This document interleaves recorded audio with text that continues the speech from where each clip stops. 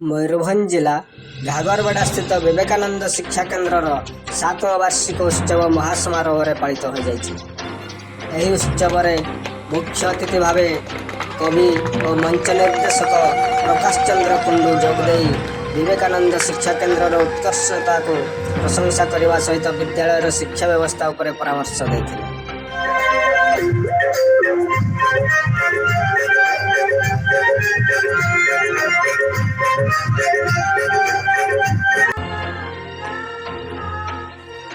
सम्मानीय अतिथि भाव सांबादिक त्रिनाथ महंत जोगदे छात्र छात्री मानक श्रृंखलित मनोभाव प्रकृत शिक्षार महत्व देश संस्कृति को भल पाइबा प्रमुख निज वक्तव्य माध्यम आलोकपात करने सहित धैर्यर सह कठिन परिश्रम कले सफलता पाइपारे बोली कहते।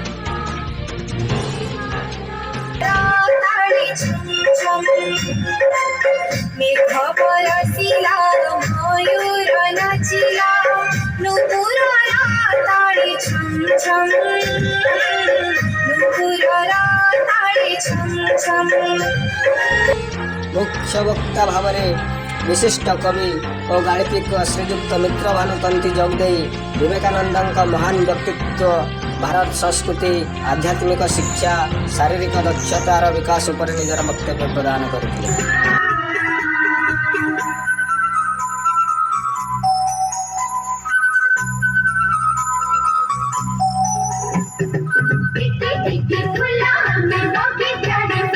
विवेकानंद शिक्षा केन्द्र अध्यक्ष हेमंत कुमार पात्र सभापतित्व होता यह कार्यक्रम कवि गाल्पिक चित्रशिल्पी तथा अभिनेता दुशासन महंत मंच परिचालना करते।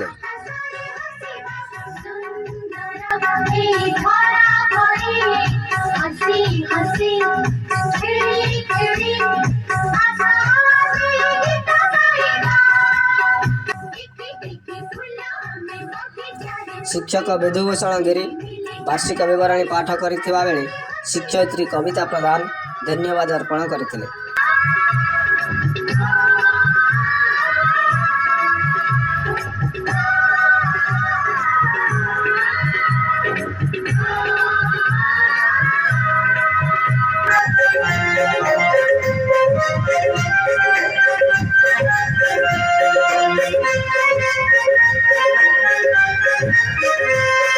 यही अवसर में विद्यालय कृति छात्र छात्री मानक अतिथि मानक द्वारा पुरस्कृत करा जायथिबा बेले सभा शेष छात्र छात्री मानक द्वारा रंगारंग सांस्कृतिक कार्यक्रम अनुष्ठित होइतिला।